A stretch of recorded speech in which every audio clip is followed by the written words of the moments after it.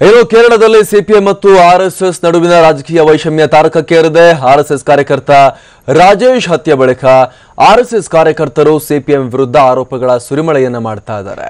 ಕಳೆದ 17 ತಿಂಗಳಲ್ಲಿ ನಮ್ಮ 17 ಕಾರ್ಯಕರ್ತರ ದಾರುಣ ಹತ್ಯೆ ಮಾಡಲಾಗಿದೆ ಅಂತ ಆರ್ಎಸ್ಎಸ್ ಸಿಪಿಎಂ ವಿರುದ್ಧ ತೀವ್ರ ಆಕ್ರೋಶವನ್ನು ವ್ಯಕ್ತಪಡಿಸ್ತಾ ಇದೆ.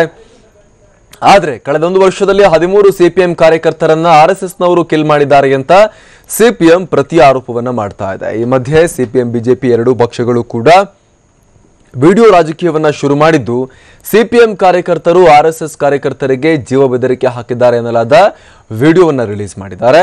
ಸಿಪಿಎಂ ಕೂಡ ಆರ್ಎಸ್ಎಸ್ ಕಾರ್ಯಕರ್ತರು ಮಾರ್ಚ್ನ ವಿಡಿಯೋವನ್ನ ರಿಲೀಸ್ ಮಾಡಿದ್ದಾರೆ.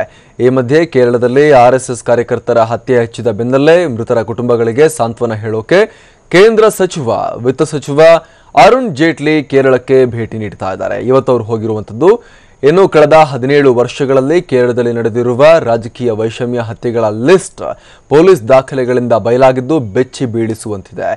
17 ವರ್ಷಗಳಲ್ಲಿ 85 ಸಿಪಿಎಂ ಕಾರ್ಯಕರ್ತರು, 65 ಆರ್ಎಸ್ಎಸ್ ಕಾರ್ಯಕರ್ತರು ಮತ್ತು 11 ಕಾಂಗ್ರೆಸ್ ಮತ್ತು ಐಯುಎಲ್ಎಂನ ಕಾರ್ಯಕರ್ತರು ರಾಜಕೀಯ ವೈಷಮ್ಯಗಳಿಗೆ ಬಲಿಯಾಗಿದ್ದಾರೆ ಅಂತ ಪೊಲೀಸ್ ರೆಕಾರ್ಡ್ಸ್ ಹೇಳ್ತಾ ಇದೆ.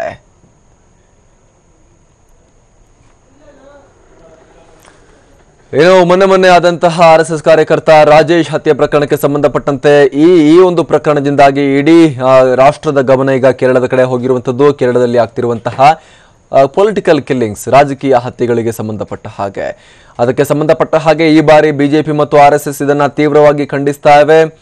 ಜೊತೆಗೆ ಪ್ರತಿಭಟನೆಯ ಒಂದು ಸ್ವರೂಪವನ್ನ, ಪ್ರತಿಭಟನೆಯ ತೀವ್ರತೆಯನ್ನ ಇನ್ನಷ್ಟು ಹೆಚ್ಚು ಮಾಡುವ ಸಲುವಾಗಿ ಒಂದು ದಿನದ ಬಂದ್ ಕೂಡ ನಡೆಸಲಾಗಿತ್ತು. ಸಂಪೂರ್ಣ ಕೇರಳವನ್ನ ಸ್ತಬ್ಧಗೊಳಿಸಲಾಗಿತ್ತು.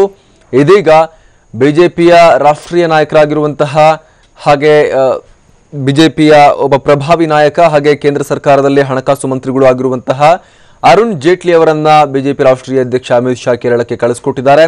ಈ ಮೂಲಕ ಬಿಜೆಪಿ ಹಾಗೂ ಆರ್ಎಸ್ಎಸ್ನ ಪ್ರತಿಭಟನೆಯನ್ನ, ಈ ಕೊಲೆಗೆ ಸಂಬಂಧಪಟ್ಟ ಹಾಗೆ ಪ್ರತಿಭಟನೆಯನ್ನ ಮತ್ತಷ್ಟು ಮೇಲ್ಸ್ತರಕ್ಕೆ ಏರಿಸುವಂತಹ ಪ್ರಯತ್ನವಾಗಿ ಈ ಒಂದು ಪ್ರಯತ್ನವನ್ನು ನಡೆಸಲಾಗಿದೆ. ಅರುಣ್ ಜೇಟ್ಲಿ ಅವರನ್ನ ಕಳಿಸಿಕೊಡಲಾಗಿದೆ. ಅರುಣ್ ಜೇಟ್ಲಿ ಅವರು ಕೇರಳಕ್ಕೆ ಹೋಗಿ ಮೃತರ ಕುಟುಂಬಕ್ಕೆ ಸಾಂತ್ವನವನ್ನ ಹೇಳ್ತಾ ಇದ್ದಾರೆ.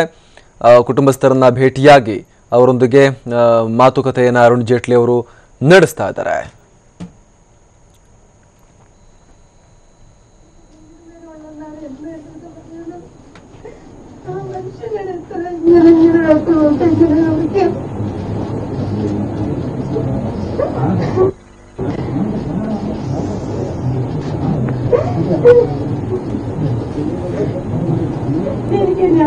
എനിക്ക് 2 പൊടി കൊച്ചുങ്ങൾ മാത്രമേ